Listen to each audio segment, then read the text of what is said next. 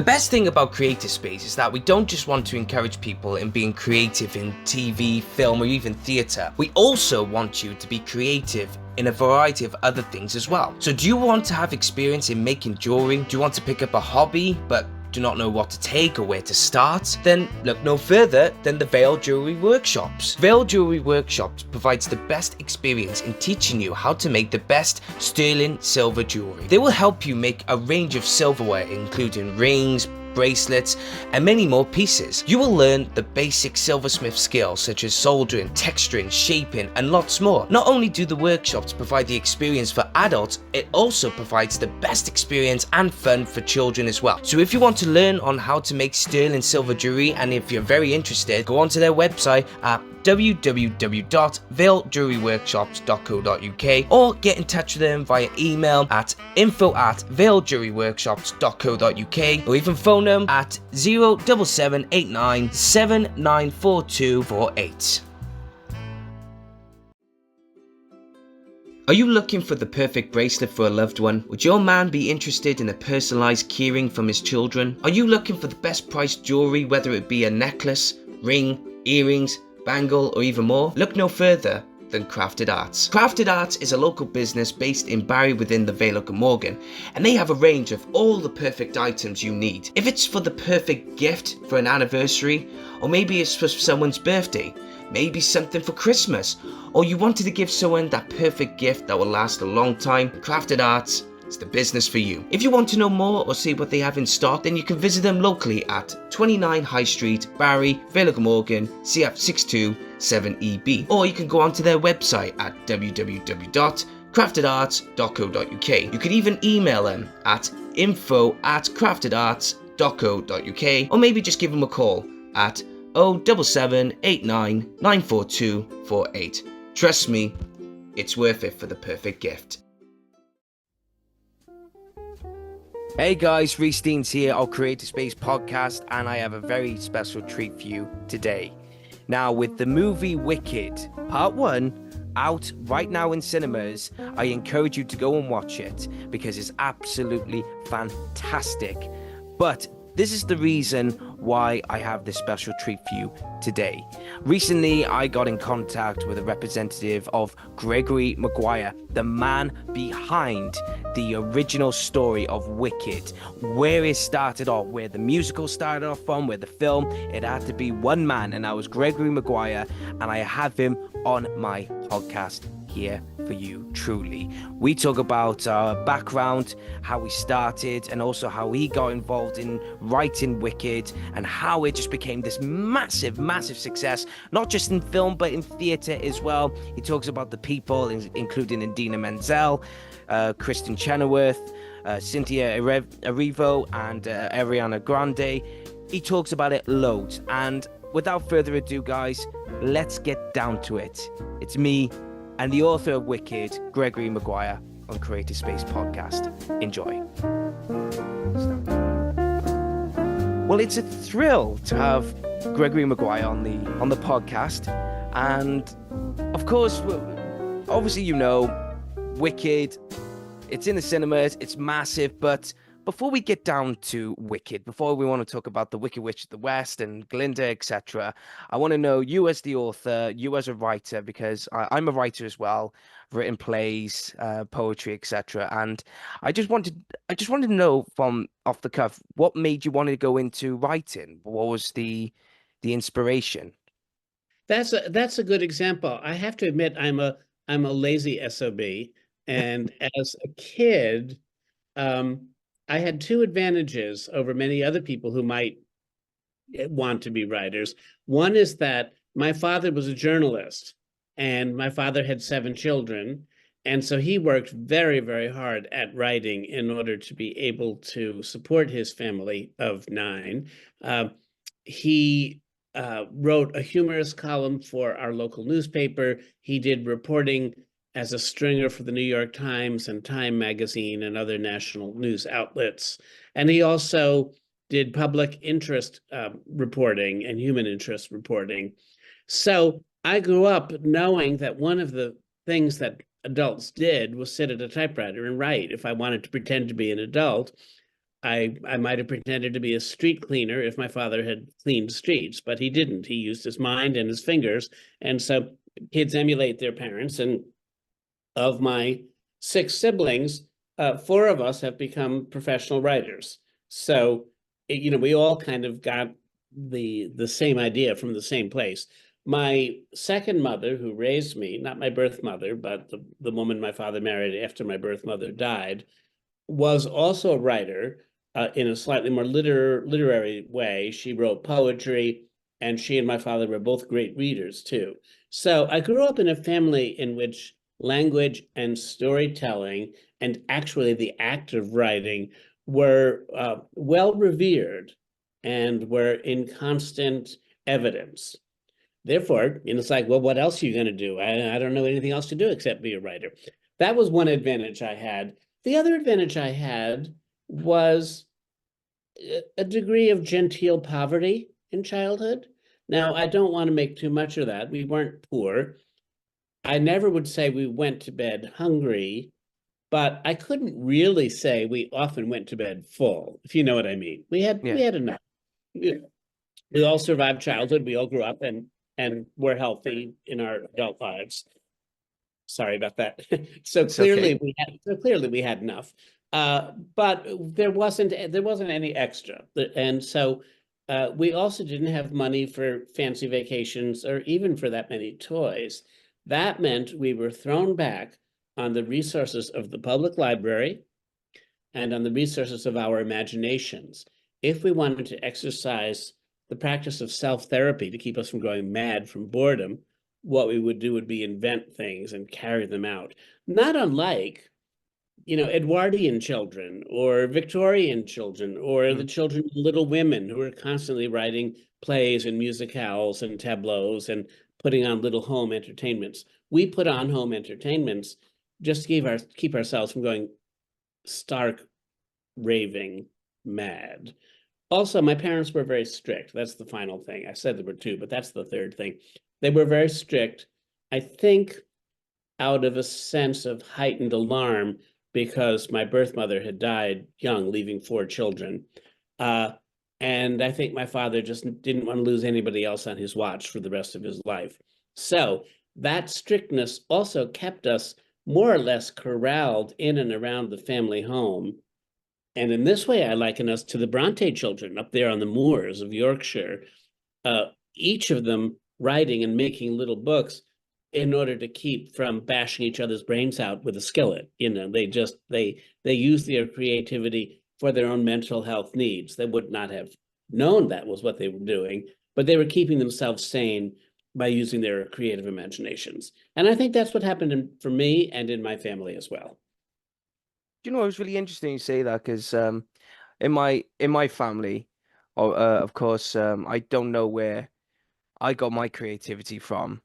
I started going into, doing acting and started doing writing for scripts and a few other things, etc. And I never knew understood because my dad wasn't. I mean, my dad was more athletic. He was into football or soccer over there.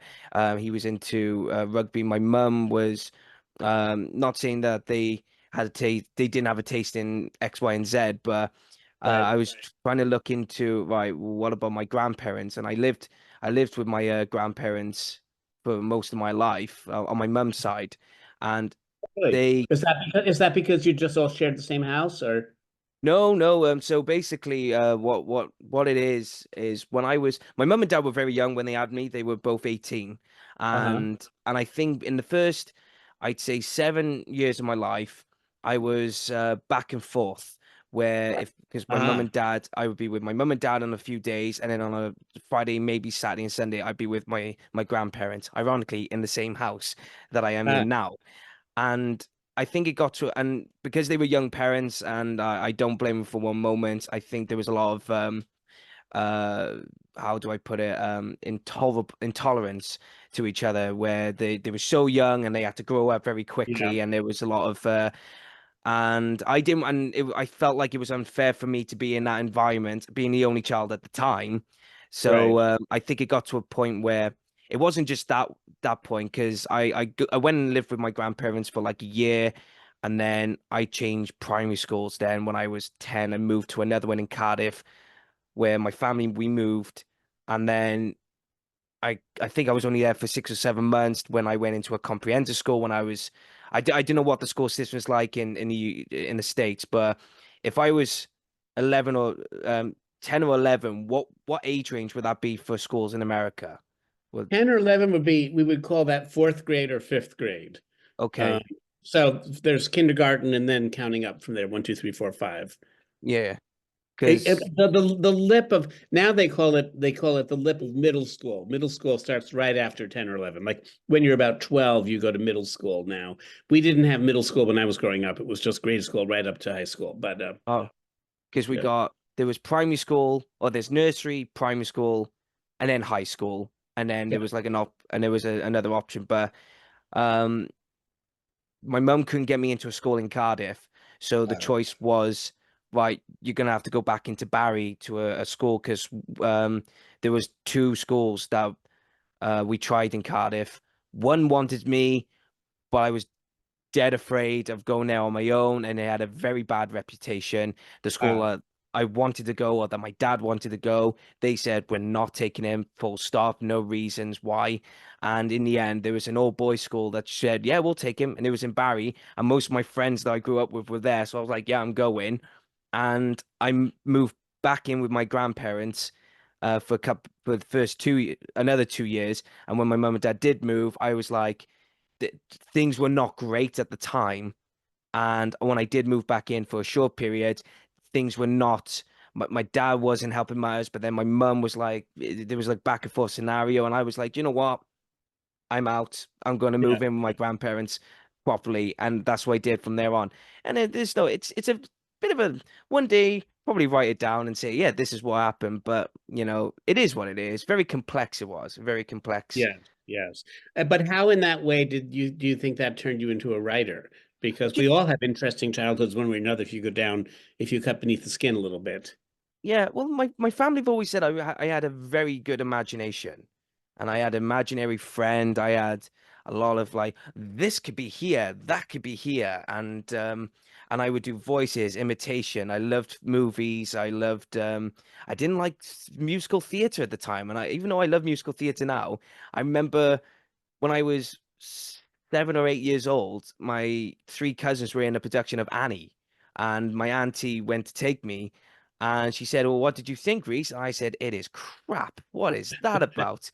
And and yeah, and then all of a sudden, ironically, years later, when I was 16 years old, there's me going completely bald for the part of Daddy Warbucks in a school production. I was like, yeah, for the method. But I think it Right. came from mostly in my great grandfather on my nan's side, my grandmother's side, on my mum's side of the family. My mum's great grandfather. Um, I used to call him Grampy Bill. He, I heard stories. And my grandfather, or my Bampy, as I call it, my mum's father, who's like a second father to me. He said your great grandfather Reese had a bit of an imagination on him, and I was like, "Oh, why is that?" Oh, And and he would go, and my nan would go, "Oh, he said he was a POW in Germany. He did this, he did that. Apparently, he found a briefcase with hundreds of thousands of pounds in it. He did that, and we didn't know if he was joking around or if he was literally telling the truth. And I was like, okay. And my band said, I think you got your storytelling from him. yeah, I, yeah. I think got your storytelling. So even to this day, I still don't understand where it came from. Maybe because I let my imagination run away, and that was it. That was where the imagination and the storytelling and the creativeness came from. Well, I can imagine that when you joined the production company of Annie when you were 16 and had your head shaved to dive into the part, that you exhibited the famous Welsh talent of singing because the Welsh are well known the world over for Yeah. having singing voices. Are you a baritone or a bass? Baritone tenor. Baritone tenor. Oh, wow. Yeah. I would, I wasn't, I wouldn't call myself a comfortable singer, but if I had preparation, which I did, do, not now, but I did, I would hit most of the high notes, and there's some high notes that I couldn't really put it this way. Um, Ironically, let's use Wicked for example. I couldn't hit any high notes that if I wanted to. Right. Um, but it was like I started doing acting when I was 14, 15 years old. A cousin of mine said, "Oh, join this drama company," and I was like, "Oh, I don't want to." And then I caught the bug right there and then. Yeah. Um, and it was just, as they say, everything is and that is history, if you know what I mean. Yeah. Yeah. Wonderful. Going into there was a book that you first wrote, and it was called The Lightning Time. And everyone knows of you writing The Wicked Years. Everyone knows you writing Mirror, Mirror, The Confessions of an Ugly Stepsister, etc. But I wanted to know that first book that you wrote, and I think you were 24, 25 at the time that you wrote it. It was published when I was 24, I think. Uh, or 25, I forget, but that year. Uh, and the idea came to me when I was in high school. Actually, I used to go to Catholic Mass at our Catholic high school every morning because I was a devout little kid. And one morning I was standing at the locker, having arrived at the high school, one of the first kids to get in the building where 1,200 kids were educated every day. And it was a school built about 1910 or so, big four-story hulking building. And as I was putting my books in the locker, I heard some footsteps down the corridor and around the corner approaching, the corner where I'd be able to see who was coming. And it was so rare to have somebody else in the building at that hour because I usually got there first and got down to the chapel and began to get the chapel ready for morning mass, that I was surprised to hear somebody. And I remember thinking, gee, I wonder who that is. Nobody else is here except for me at this hour in the morning. I wonder who that could be. And then as I'm getting my books, I'm thinking, wouldn't it be weird if I looked down and saw the person turning the corner and approaching me, and if it was actually me, like if there was another me in the building, because I'm the only one who gets here early, and there were two of us here. Yeah. And then I thought, wow, what would happen if there were another me coming toward me, but it was a different age? He was a different age. He was an older person or a young person. Would I recognize myself at 2 years old? Would I recognize myself at 40 or 50 or, as I am right now, 70? Uh, who knows? Probably not. I sure don't look now at 70 like what I looked like when I was 16. Uh, and so I just thought, oh, how amusing. What an interesting idea, meeting yourself when you're a different age. What would that be like? And that was the idea for my first novel. And I wrote it by hand when I was in college and submitted it to 4 different publishers. It took me about 2 years to find a publisher. And by the time I was 23, I had placed it, and it was published when I was 24 or early 25. Um, but I had been writing my entire childhood. As I told you, it wasn't just reading at the library that saved me. It was actually the act of taking a pencil and what we would call scrap paper, which was press releases and stuff that would come into the newspaper, printed on one side of the page, but blank on the opposite side of the page, just the way most work comes out of a computer printer these days, blank on the opposite side. My father would bring home stacks of it, like 4 or 5 inches of it at a time, and we would use it. We would staple it with a stapler and uh, make stories out of it. Or sometimes he would bring home bound reports, like the New York State Commission on dioxin, and there'd be a 128-page report printed on one side. All I'd have to do was flip it upside down, and I'd have a bound book ready for filling with story. And that's what I would do. So, and I have most of what I did when I was in childhood from the age of about 10 on. Um, I had started earlier, but from the age I was about 10, I really threw myself into it. I don't know whether you have ever read Malcolm Gladwell. He wrote a book about 8 or 10 years ago called Outliers. And one of his proposals in the book called Outliers is that certain people who exhibit pronounced superiority in their fields and actually change the terms of their industry, let's say, uh, are people who have had the advantage to do a great deal of work when they were young. And the word that he comes up with is 10,000 hours.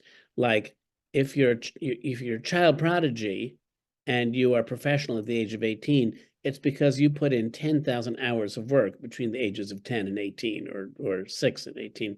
He talks about the Beatles having gone to Hamburg in order to be one of two acts playing every night for a year or two in some beer cellar there, only to find out when they got there that the other act who'd been signed up wasn't going to show up.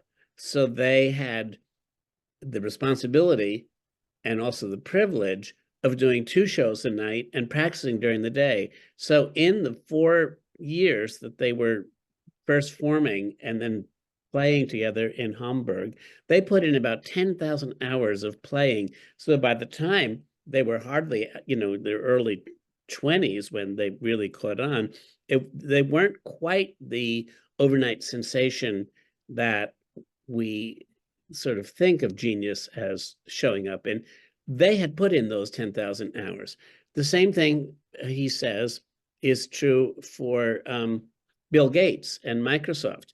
Bill Gates always tinkered with computer parts in his family garage because his father worked for a university, I think, it could bring home spare parts and bits and bobs.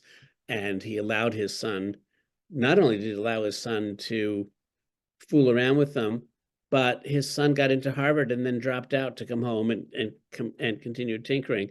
And by the time he was ready to start Microsoft, he had been tinkering all through high school and all through what would have been his college years, putting in 8 hours a day, messing about, not earning a living, but messing about. And so Yehudi Menuhin, Bill Gates, Mozart, the Beatles, these are geniuses. I'm not a genius as I live and breathe, David, but I am sure I put in 10,000 hours of writing stories for my own pleasure and to keep myself engaged in life between the ages of, say, 10 and 18. I did other things too. I didn't do sports because I wasn't interested, but I did a lot of creative work because it was compelling. And I did not do it to show adults, and I didn't do it to curry favor with my peers. I did it because it gave me great pleasure. And by the time I was 18 and going to college, I was actually writing my first published book without even knowing it. I just thought I was doing another story for fun. So I actually agree with that. One way of exercising mastery over your line of work is to put in a lot of time when you're young and fluid and have a lot of tenacity. It's interesting for you to say that as well, because you got to put so much work into what you believe in and what you really want to write and what stories you want to construct. Do you sometimes fear of getting too attached to the characters that you love and you're like, oh, I got to make this sacrifice that this character's got to be killed off? I don't want to, but it's got to. Do you ever get that when you're writing a story or writing a specific character? Oh, I certainly do. There are some scenes I have avoided writing, for days or even a couple of weeks because I couldn't bear to be, the villain who was going to kill the character off in a Yeah. sense. But the story always comes first, and a story has its own truth, and characters in books, whether they survive beyond the end. Oh dear. Can you hold on just a minute? Why don't you Yeah. tell your friends about Wicked, and I'll be right back. Yeah. No The worries. No problem snowplow at all. guy has just arrived, and my car's blocking him. So I'll be right No back. worries. No problem. The best thing about Creative Space is that we don't just want to encourage people in being creative in TV, film, or even theatre. We also want you to be creative in a variety of other things as well. So do you want to have experience in making jewelry? Do you want to pick up a hobby but do not know what to take or where to start? Then look no further than the Veil Jewelry Workshops. Veil Jewelry Workshops provides the best experience in teaching you how to make the best sterling silver jewelry. They will help you make a range of silverware including rings, bracelets, and many more pieces. You will learn the basic silversmith skills such as soldering, texturing, shaping, and lots more. Not only do the workshops provide the experience for adults, it also provides the best experience and fun for children as well. So if you want to learn on how to make sterling silver jewelry, and if you're very interested, go onto their website at www.veiljewelryworkshops.co.uk or get in touch with them via email at info@veiljewelryworkshops.co.uk or even phone them at 07789 794248. Are you looking for the perfect bracelet for a loved one? Would your man be interested in a personalised keyring from his children? Are you looking for the best priced jewellery, whether it be a necklace, ring, earrings, bangle, or even more? Look no further than Crafted Arts. Crafted Arts is a local business based in Barry within the Vale of Glamorgan, and they have a range of all the perfect items you need. If it's for the perfect gift for an anniversary, or maybe it's for someone's birthday, maybe something for Christmas, or you wanted to give someone that perfect gift that will last a long time, Crafted Arts is the business for you. If you want to know more or see what they have in stock, then you can visit them locally at 29 High Street, Barry, Vale of Glamorgan, CF627EB, or you can go onto their website at www.craftedarts.co.uk. You could even email them at info@craftedarts.co.uk, or maybe just give them a call at 07789 94248. Trust me, it's worth it for the perfect gift. Sorry about that. No, no problem at all. This is called snowy Vermont. We've had our first snowfall of the season, and so the plows are here, and we're all shuffling cars in the driveway to make sure everybody can get in and out. No, it's funny that you say that because obviously it's very rare. I mean, it gets cold. We get a lot of rain in Wales, obviously, but we never get many snow unless you are based up in the valleys or further up in the Brecon Beacons or Snowdonia, Right. and that is when you get the snow. And it was what was it, last week we went to watch a game somewhere in Chester, me and a few friends of ours. Originally, we were supposed to be going to Carnarvon up in North Wales, but our game got cancelled. And we decided, oh, let's just go to Chester. And we were driving through and just seeing snow on the Yeah. mountainside of Wales. And Yeah. it's like, oh, it makes you proud. But at the Yeah. same time, oh, snow. Yes. Well, of course, we all relish Dylan Thomas, Child's Christmas in Wales, and we are in fine fettle for thinking of Snowdonia with its white-capped mountains and also the books of Susan Cooper. Do you know Susan Cooper's novels? Um, Um, The Gray Vaguely, I need to King. see the covers in that. Stephen King, did you No, say no, Stephen? not Stephen King. The Gray King is one of her great novels, and it Oh, takes Grey place King. I thought you said Stephen King then. it takes place in northern Wales. And Yeah. as I remember, one of the characters comes out of the snow, at the beginning. Ooh, it's lovely, lovely and creepy. It's always like that when it comes to horror in Wales. It's like, oh, the valleys, Yeah, isolated villages and towns. It's like, oh, right, cheers. Thank you very much. Now we get down to what people obviously they want to hear most is Wicked. And right. I want to know one thing, right? Of course, we all love Wizard of Oz. We all love the film. Whoever's read the books, love the books as well. There's so many. I think you correct me if I'm wrong. There were so many unanswered questions that you wanted answers, and that was one of the reasons why you wrote Wicked. There was like, well, why does she do this? Why does this character do that? Is there a reason? Is that one of the reasons why you wanted to write Wicked to begin with? Yes. Well, I think the story of the Wizard of Oz is a really wonderful story. I think in some ways it is a better story than the author was actually capable of writing, which sounds peculiar, but all the other writing he did for the rest of his life was not as good. In a sense, the story was so good that he got out of its way and let it tell itself. In his later work, he became more ornate, more rococo, and less convincing. But he told the first story in what I think of as American plain style of writing. Just this is what happened. This. Told it very flat and in declarative sentences. Um, and he followed his imagination and had a good imagination, invented lots and lots of stuff. but he wasn't particularly good at tying up loose ends. And uh, since it is a story for children, stereotypes were used. For instance, the most famous one being when Dorothy in The Wizard of Oz is directed to go to the Emerald City to ask the wizard to send her home. The famous negotiation that they make is the wizard says to Dorothy, in Oz, everyone must pay for what they receive. Do something for me, and I will do something for you. And Dorothy says, oh, all right, well, what is it? And the wizard says, I will send you home if you kill the Wicked Witch of the West. And at this, Dorothy starts to cry a little bit and says, but I never killed anybody. And the wizard says, sucks to you, it's your fault. Very mafia-like, isn't it? uh, Nevertheless, this is what I demand. Remember, he says, she is wicked, tremendously wicked, and she deserves to die. And Dorothy says, oh, okay then, and then goes off to do the wizard's bidding.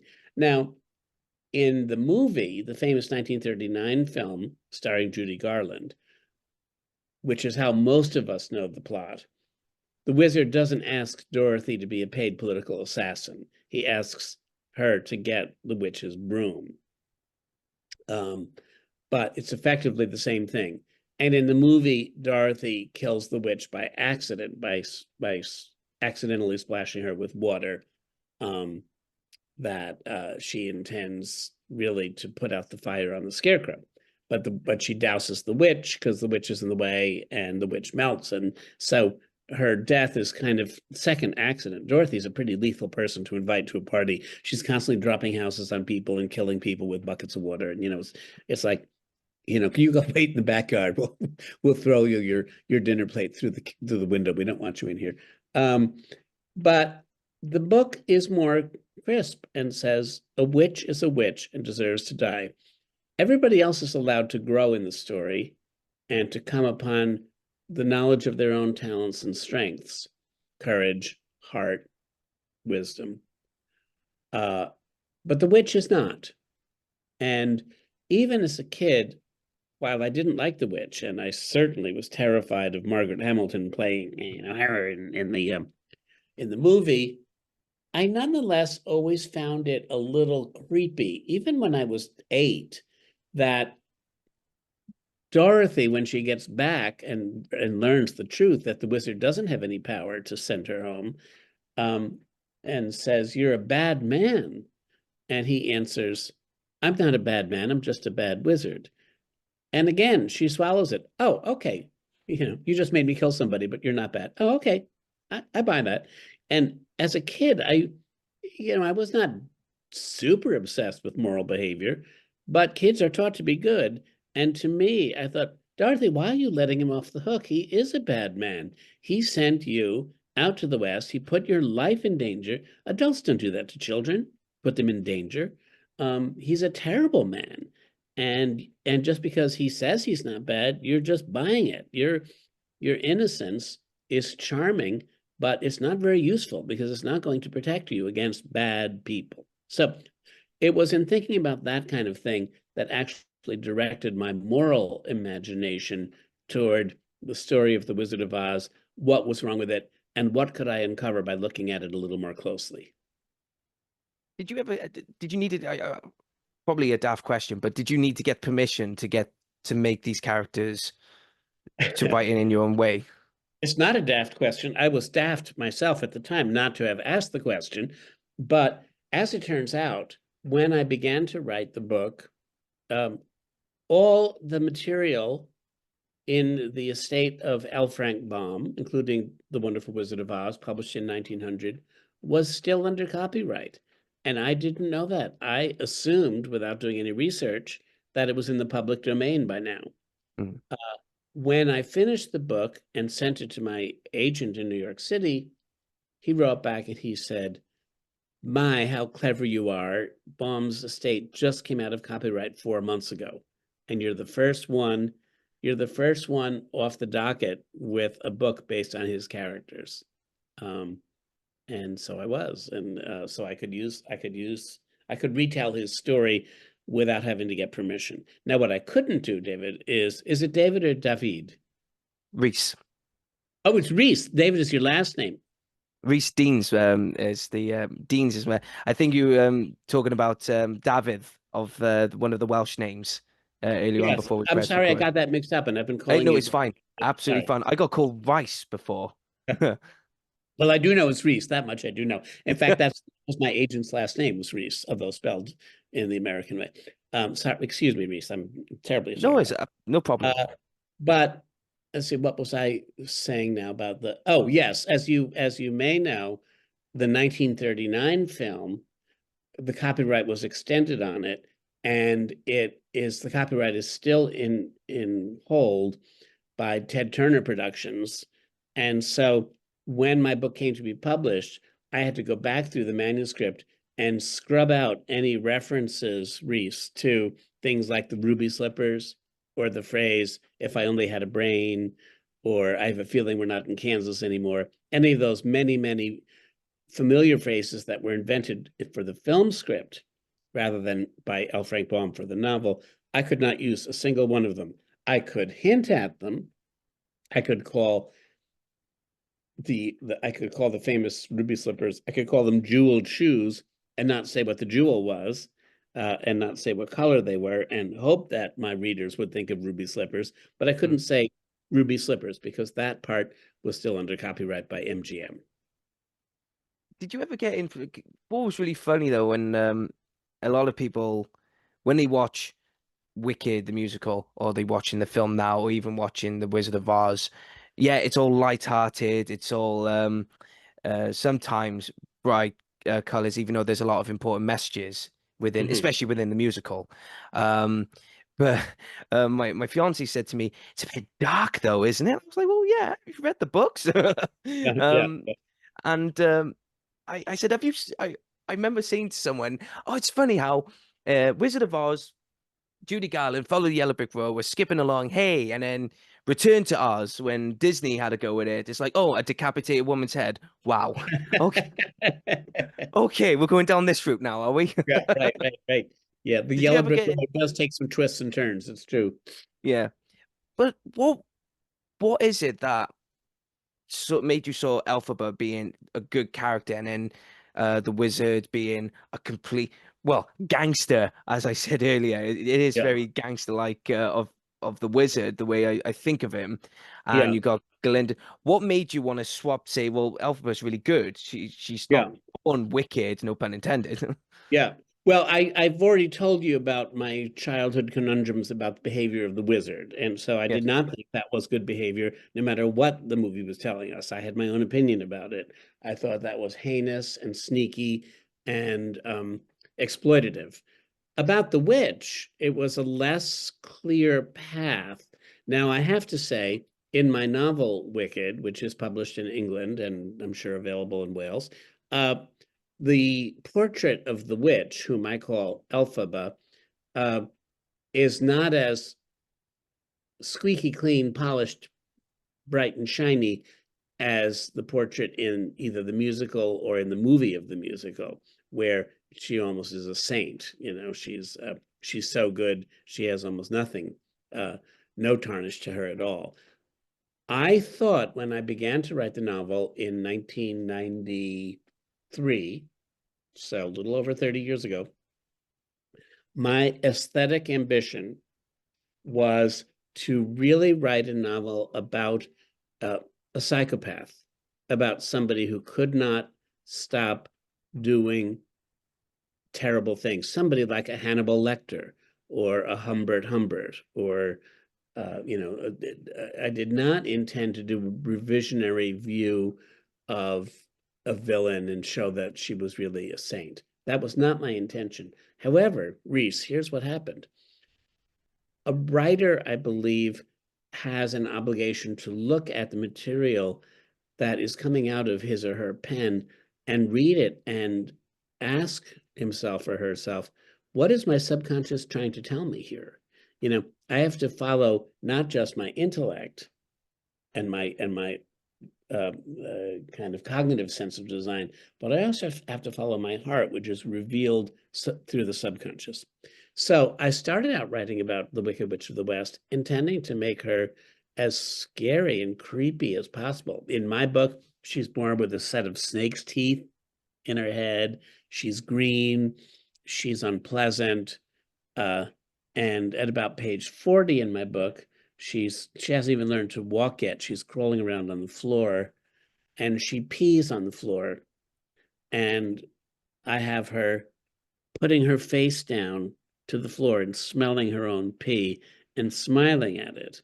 And I wrote that scene intending to show how repulsive she was and how inhuman she was.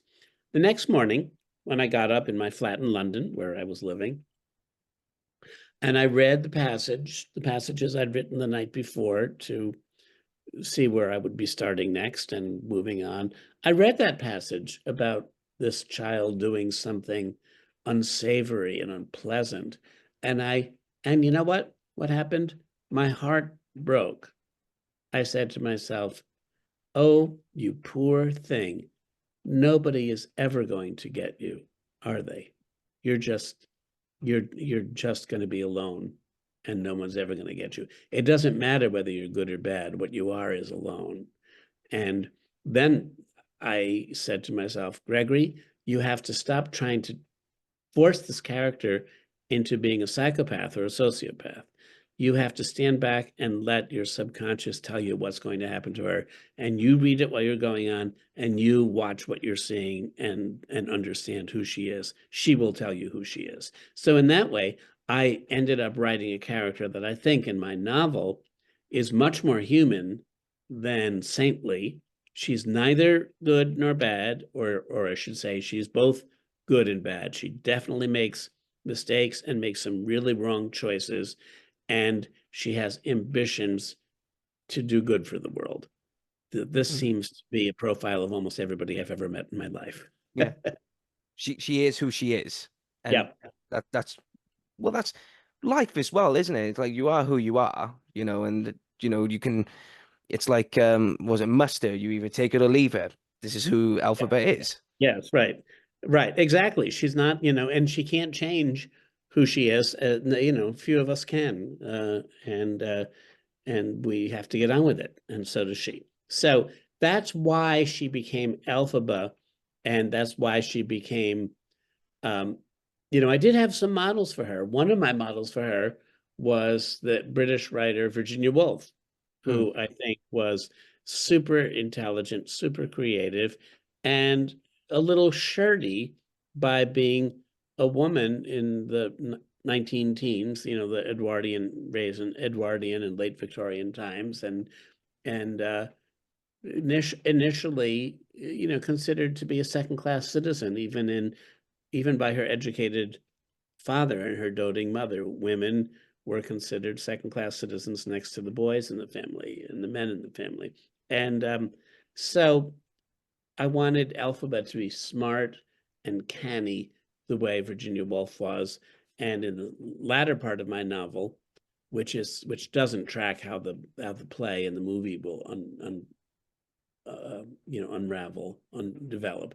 In the latter part of my novel, she is, I think of her as being more like the American poet Emily Dickinson, who, after some hard romances, basically retired to her upstairs room, wrote her poetry, and never came out again, and died a spinster, having delivered to the universe one of the greatest collections of poetry, written in the last 600 years, but not being much recognized in her lifetime Mm. and cherished by her family, but not too many other people. And that's who Elphaba was to me in the second part of her life.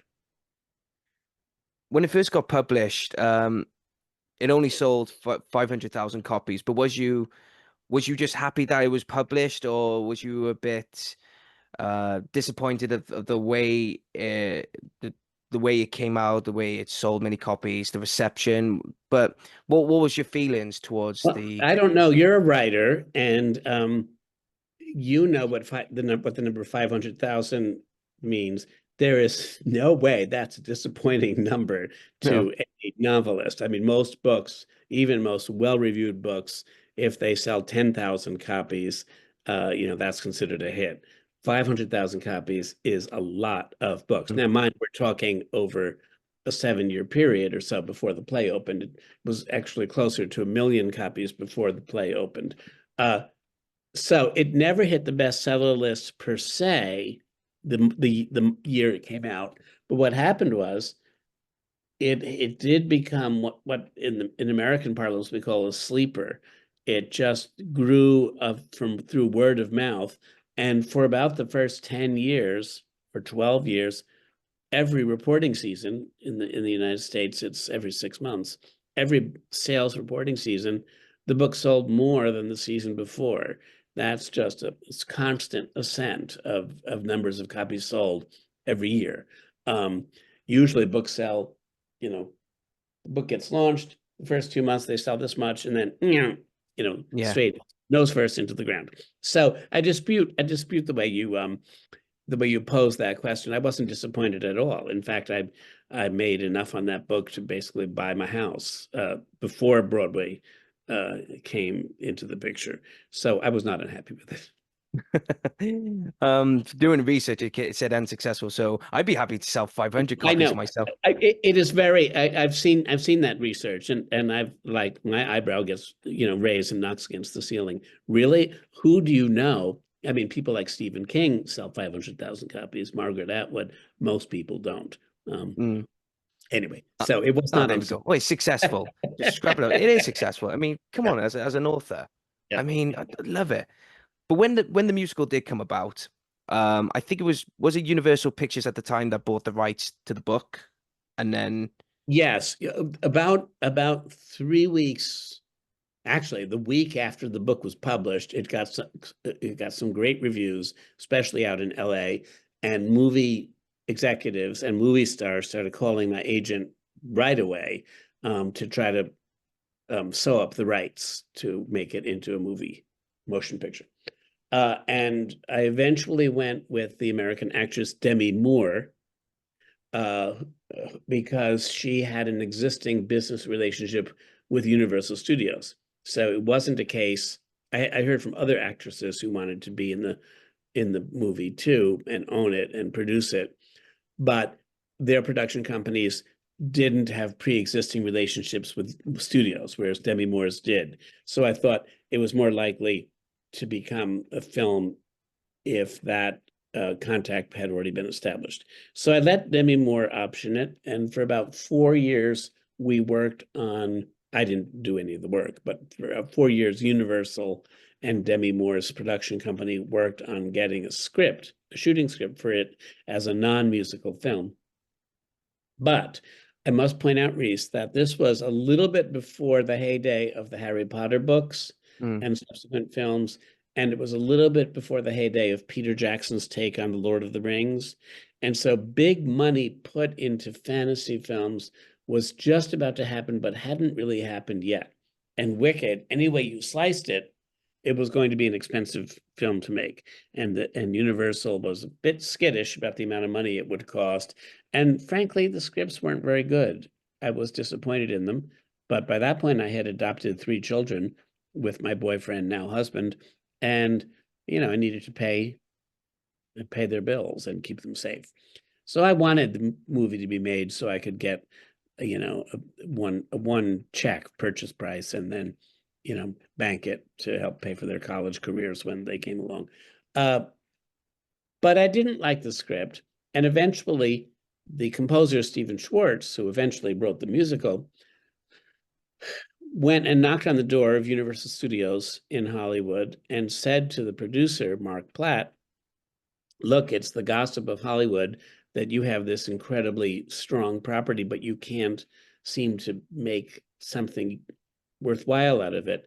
I know why. And Mark said, well, why? And Stephen said, because ever since 1939, everybody in the universe knows that people in Oz sing. MGM brought songs into the story, and I will do that too. Let me make this into a play first, And after it's a successful play, we'll make it into a movie. Mark said, well, works for me.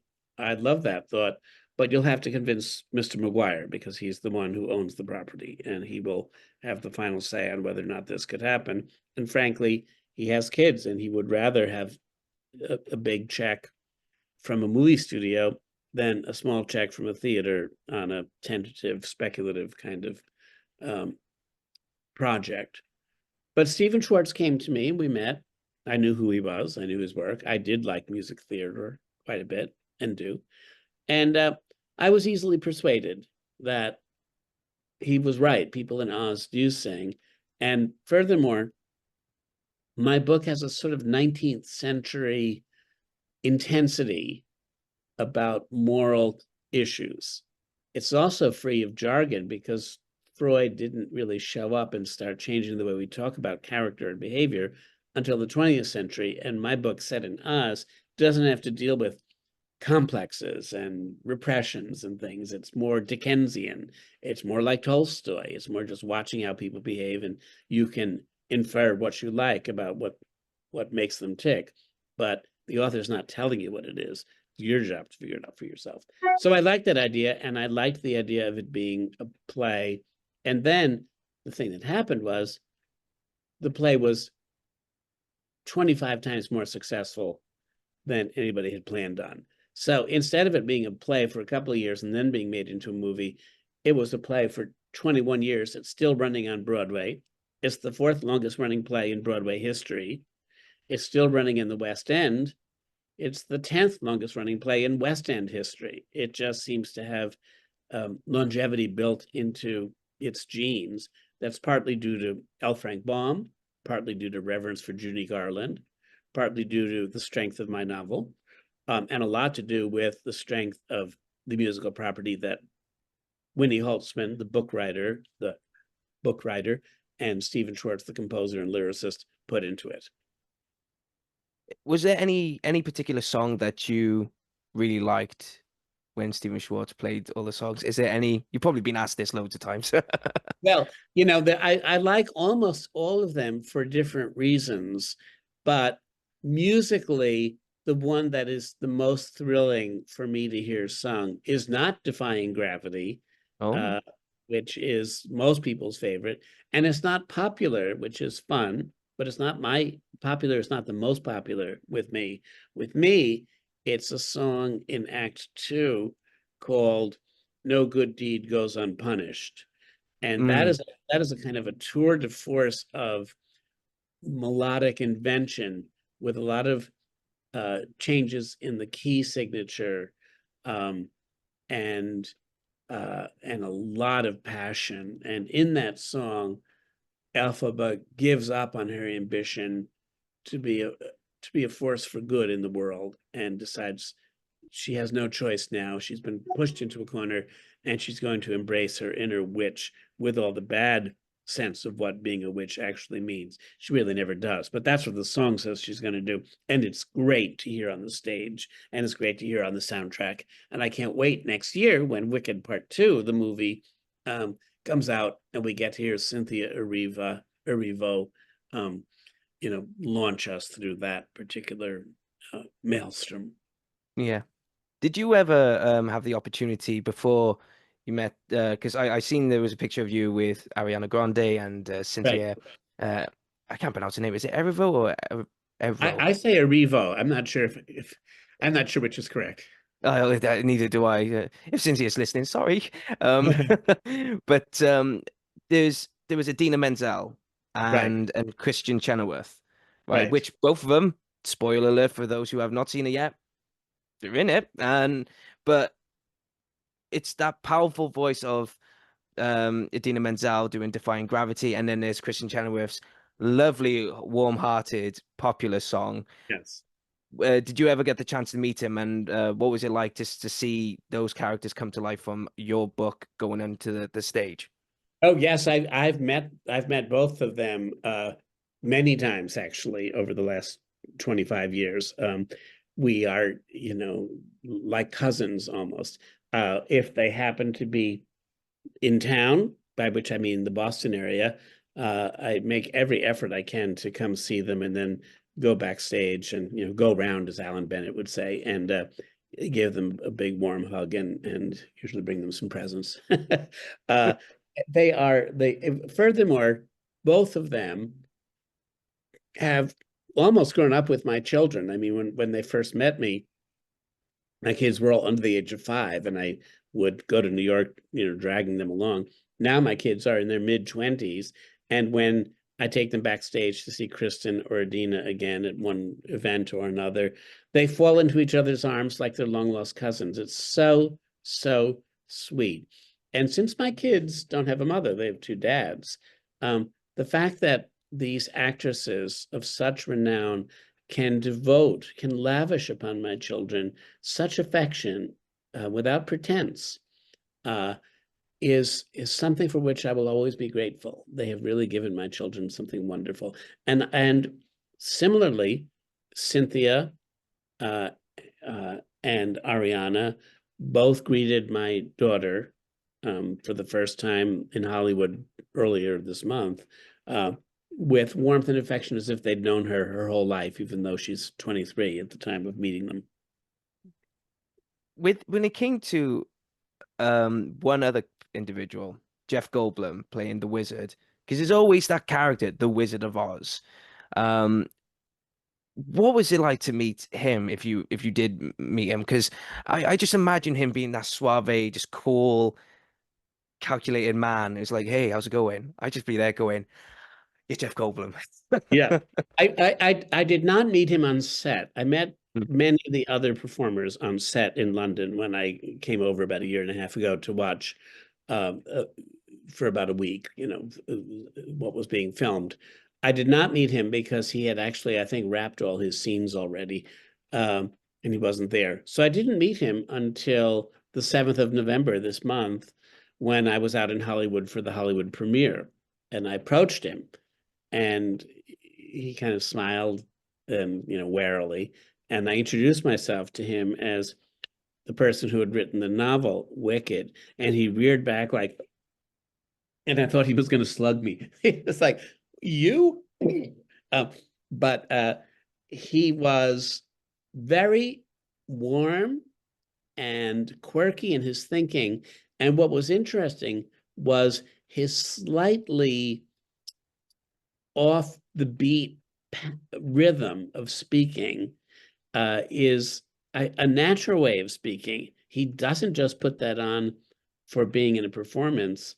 It's actually how the words come out of his mouth. Mm. Slightly loping, some small arrests, and then some hurried upness. And he was totally charming and totally interested in thinking about the character of the wizard and continuing to unpack with me and for me what he thought was in the Wicked's basket of psychoses, let's call it.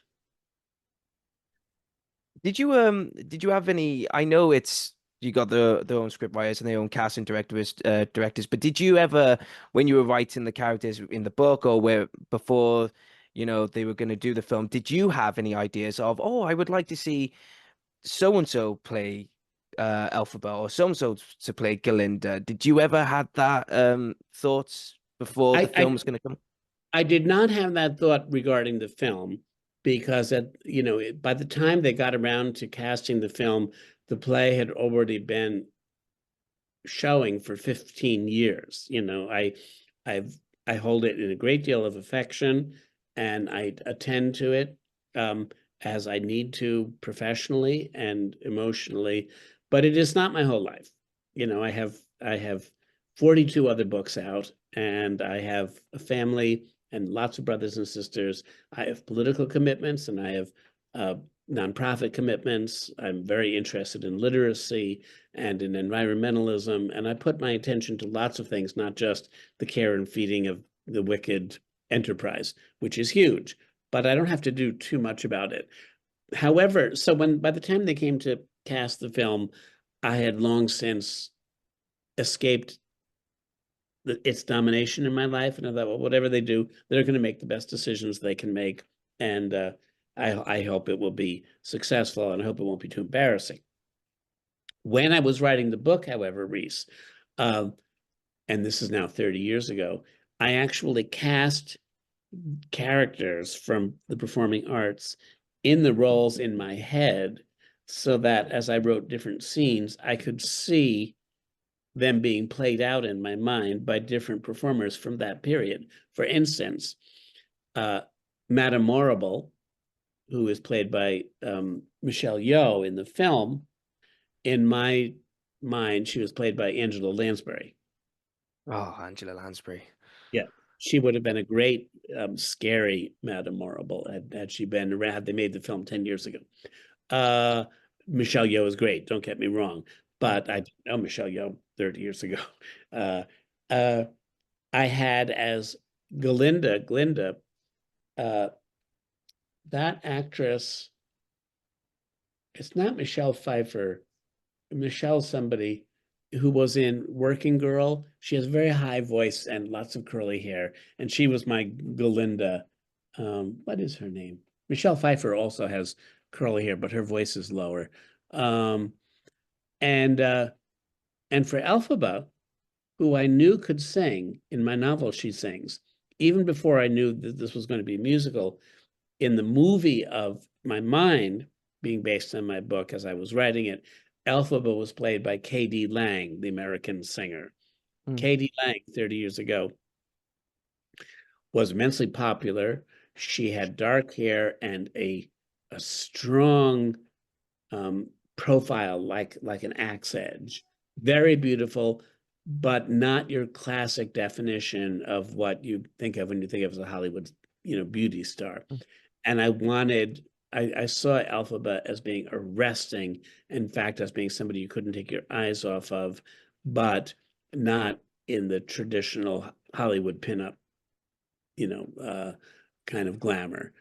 So those were some. Fierro in my movie of my mind was being played by the very young Antonio Banderas in Mm. the first 3 or 4 films he did um, for Pedro Almodovar, where he has his hair, and he just absolutely gorgeous and seductive.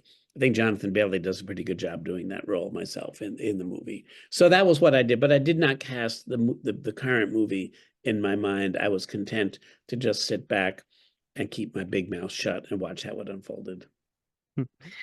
Last question on Wicked before we can move on to the other books that you have written.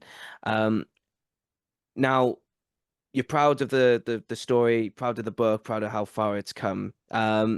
Was you expecting it to be a success as it is now, especially the high level of popularity, success, like you said, of oh, it's been going for 10 years and this, that, and the other. Was you ever expecting that at all?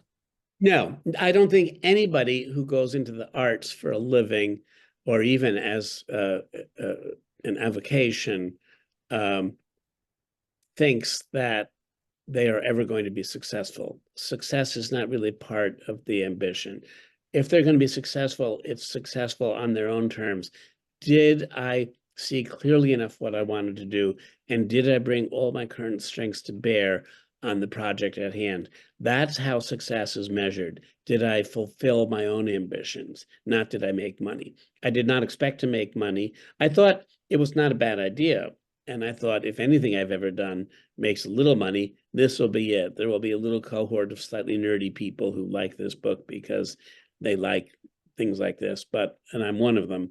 But I did not see it as, I often say, tweaking a gene on the double helix of popular culture, as it seems to have done. The best thing about Creative Space is that we don't just want to encourage people in being creative in TV, film, or even theatre. We also want you to be creative in a variety of other things as well. So do you want to have experience in making jewelry? Do you want to pick up a hobby but do not know what to take or where to start? Then look no further than the Veil Jewelry Workshops. Veil Jewelry Workshops provides the best experience in teaching you how to make the best sterling silver jewelry. They will help you make a range of silverware including rings, bracelets, and many more pieces. You will learn the basic silversmith skills such as soldering, texturing, shaping, and lots more. Not only do the workshops provide the experience for adults, it also provides the best experience and fun for children as well. So if you want to learn on how to make sterling silver jewelry, and if you're very interested, go onto their website at www.veiljewelryworkshops.co.uk or get in touch with them via email at info@veiljewelryworkshops.co.uk or even phone them at 07789 794248. Are you looking for the perfect bracelet for a loved one? Would your man be interested in a personalized keyring from his children? Are you looking for the best priced jewelry, whether it be a necklace, ring, earrings, bangle, or even more? Look no further than Crafted Arts. Crafted Arts is a local business based in Barry within the Vale of Glamorgan, and they have a range of all the perfect items you need. If it's for the perfect gift for an anniversary, or maybe it's for someone's birthday, maybe something for Christmas, or you wanted to give someone that perfect gift that will last a long time, Crafted Arts is the business for you. If you want to know more or see what they have in stock, then you can visit them locally at 29 High Street, Barry, Vale of Glamorgan, CF627EB, or you can go onto their website at www.craftedarts.co.uk. You could even email them at info@craftedarts.co.uk, or maybe just give them a call at 07789 94248. Trust me, it's worth it for the perfect gift. Compare one of the last two questions anyway was going to be compare when you first started to write now, when you've written the first time with your first publishing book to where you write now. What have you noticed the differences in how you approach to writing and how you routine yourself in writing? That's a great question, especially because in a way I feel like I'm almost at the end of my writing career. I mean, my brain still is working and I still love language and need to write a little bit every day in order to feel healthy. However, after 45 years or 46 years of publishing almost annually, I feel as if I have said almost everything that I think is of value to say. And I don't want to take up anybody's time in saying things that are not of value. So what I have noticed recently is the cat flap that lets story ideas in is not swinging creakily as often as it used to. So I'm working a little more slowly on what the ideas that I do have.